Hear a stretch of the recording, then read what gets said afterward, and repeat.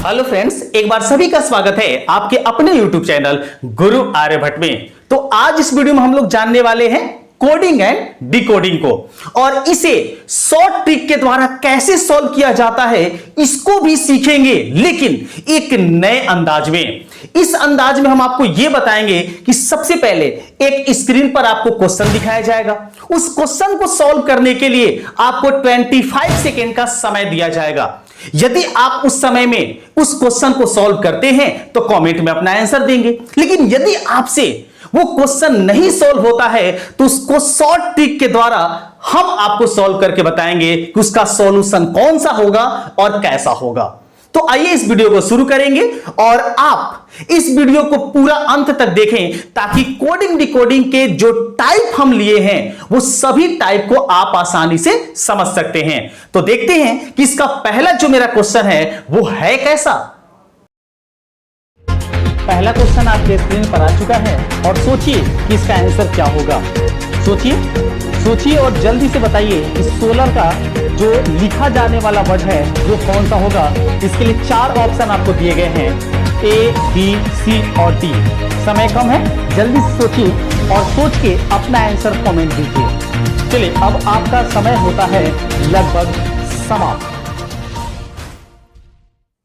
आइए दोस्तों, आपके सामने यही क्वेश्चन अभी अभी दिखा होगा।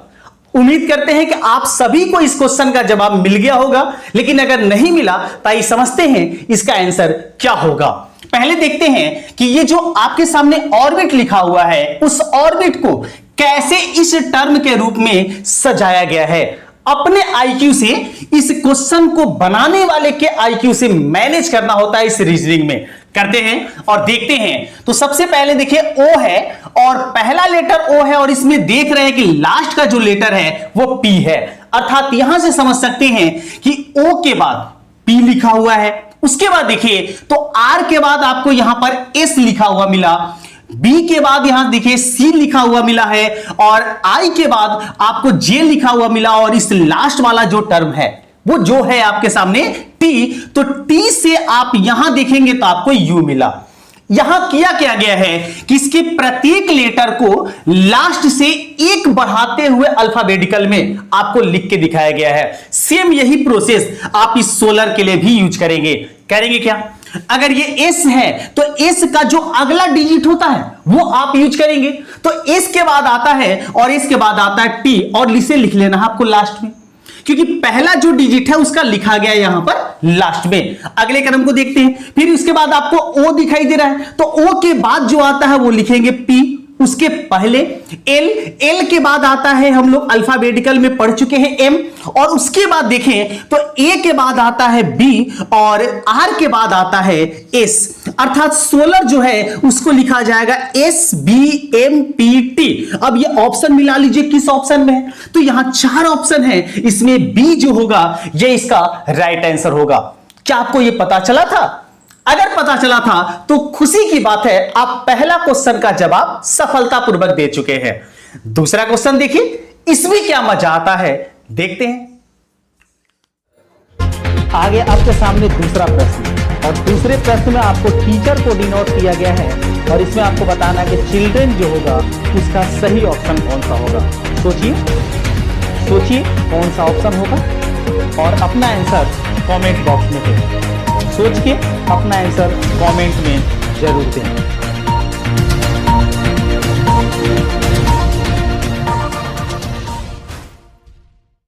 क्या इसका जवाब मिला दोस्तों?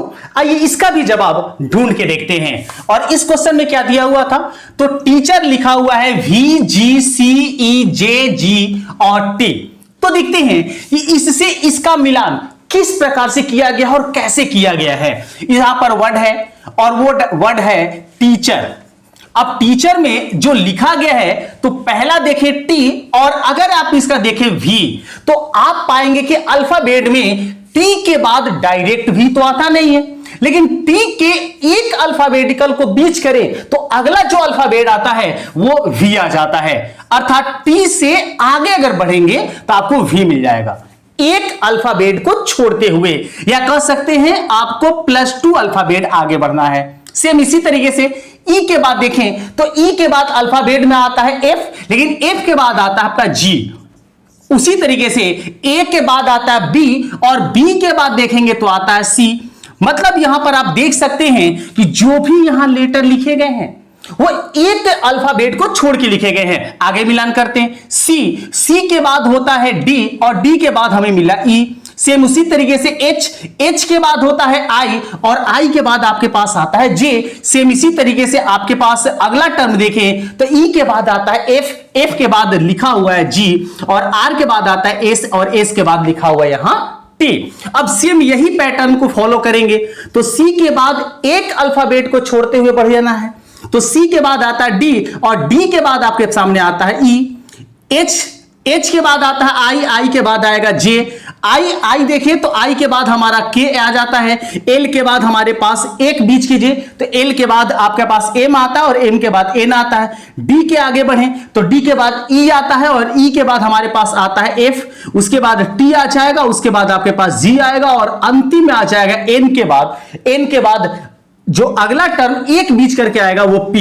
अब देख लीजिए ये जो आपके सामने ऑप्शन है ये कौन से ऑप्शन में है, तो इसको देखें तो ये आपको मिल जाता है बी ऑप्शन में। मतलब इस क्वेश्चन का राइट आंसर होगा ऑप्शन नंबर बी। देखते हैं अगले क्वेश्चन को, उसमें नया क्या टेक्निक होता है। इस क्वेश्चन में दिमाग लगाइए। इसमें क्वेश्चन में दो लाइन दिए गए हैं, सिस्टम और नियर एज। दोनों को देख के आपको बताना था कि फ्रैक्शन जो होगा उसके स्थान पर कौन सा वर्ड आना चाहिए। चार ऑप्शन यहां भी आपके सामने दिए गए हैं, सोचिए और सोच के डिसाइड कीजिए इसका कौन सा आंसर होगा।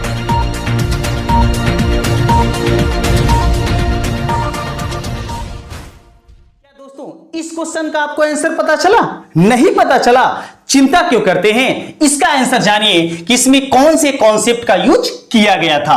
तो पहला जो यहां पर देख रहे हैं आप लोग, जो आपके सामने लेटर है वो लेटर है सिस्टम और सिस्टम को लिखा गया है सिसमेट।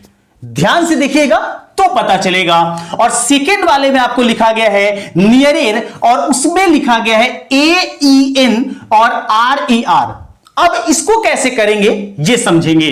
तो क्या करते हैं, ये जो आपके सामने पार्ट्स है इसको दो भाग में बांट लीजिए, 3 और 3 का।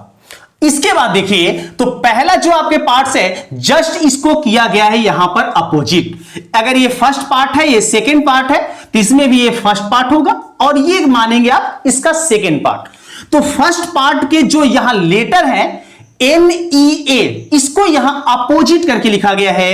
ए को लिखा गया पहले, ई को लिखा गया उसके बाद और एन जो लिखा गया है वो उसके बाद। अगले वाले सेकेंड पार्ट को देखें तो RER को लिखा गया है, ये R जो है सबसे लास्ट में, ये E जो है उसके पहले और ये R जो है उसके पहले। अगर ये चीज पहले वाले में भी आप देखते हैं तो आपको देखने को मिल जाएगा। जैसे सिस ये पहला पार्ट हो गया और टेम आप बांट लीजिए, ये हो गया मेरा सेकेंड पार्ट। तो सिस का अगर अपोजिट करते हैं तो एस पहले आता है, वाई उसके बाद आता है और एस आता है उसके बाद। और सेकेंड पार्ट का भी अगर अपोजिट करते हैं तो टी जो पहले है वो चला गया लास्ट में, जो सेकेंड में है वो आ गया सेकेंड लास्ट में और जो लास्ट में है वो आ गया यहां पर इस तरीके से मिडिल में।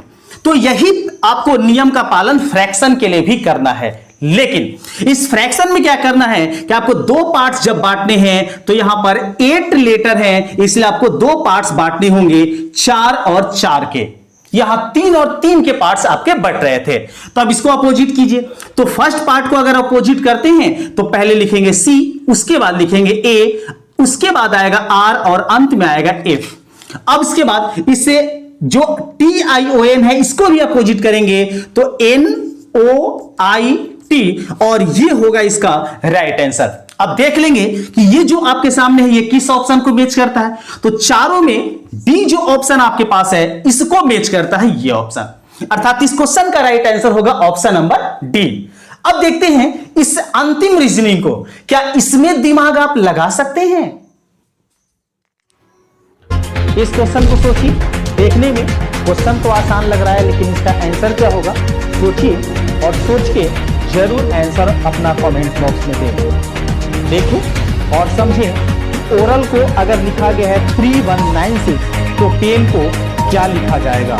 समय लगभग समाप्ति की ओर है। चलिए आपका समय समाप्त होता है। ये क्वेश्चन देखने में तो आसान लगा होगा, लेकिन आप समझ गए होंगे इसमें भी कुछ लॉजिक स्पेशल लगाया गया है। तो वो क्या लॉजिक है, आइए समझते हैं।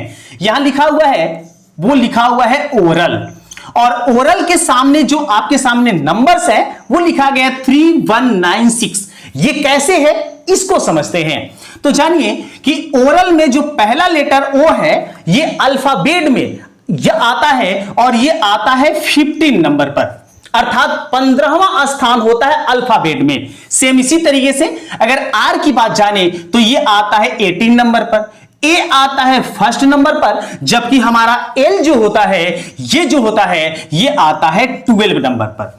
अब क्या किया गया है कि इन डिजिट को आपस में जोड़ दिया गया है। जैसे 15 अगर है तो 15 को अगर आपस में जोड़ते हैं तो 5 और 1 होता है 6, और लिखा गया आपको लास्ट में।